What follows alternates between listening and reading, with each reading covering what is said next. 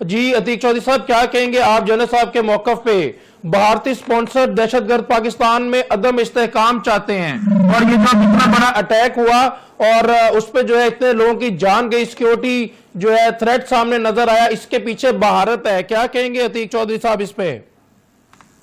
جی بالکل، اس میں کوئی شک نہیں ہے، جیسے جنرل صاحب نے کہا ہے، بالکل اس میں بھارت ہے، اسرائیل ہے، یہ جو اسلام دشمن عناصر ہیں یہ سب ان کا گٹھ جوڑ ہے، یہ اسلام کے خلاف ہیں، اسلام کے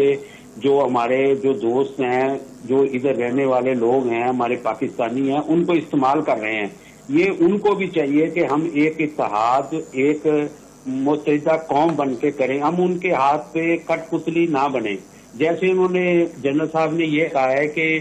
ویسٹ کا نام لیا جائے، تو جنرل صاحب کو بھی پتا ہے کہ ویسٹ کے کن لوگوں نے ماضی میں ہمیں استعمال کیا تھا اور آج اس کے اثرات پاکستان پہ کس طرح پڑ رہے ہیں۔ ہم نے انہی افغانیوں کو ایک طویل عرصے سے پاکستان میں مہمان نوازی کی، ان کو ہم نے روزگار مہیا کیا، ان کو ہم نے باعزت طریقے سے پاکستان میں رہنے کی جگہ دی، لیکن وہ بھارت کے ہاتھوں کٹ پتلی بنے ہوئے ہیں، اور ویسٹ کے وہ ممالک جو پاکستان کو خوشحال نہیں دیکھنا چاہتے، یہ ان کے ہاتھ پہ کٹ پتلی بنے ہوئے ہیں، اور بھارت اس میں بالکل ہمارا دشمن ہے، اسرائیل ہمارا دشمن ہے، یہ ان کے ہاتھ پہ کھیل رہے ہیں، اور پاکستان میں ایسے اپنے مذموم جو مقاصد ہیں ان کو حاصل کرنے کے لیے یہ قسم کے حملہ آور ہو رہے ہیں۔ لیکن ہمارے سیکورٹی فورسز کو میں خراج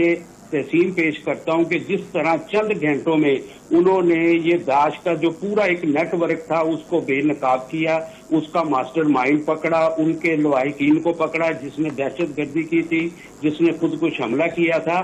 یہ ایک پاکستانی فورسز کو بالکل خراج تحسین جاتا ہے، اور انہوں نے جس طرح اس پورے نیٹ ورک کو بے نقاب کیا، یہ پاکستان کی فورسز کی بہترین کامیابی ہے۔ بالکل صحیح، بالکل صحیح۔ عتیق چودھری صاحب، میں دوبارہ آپ کی طرف آتا ہوں۔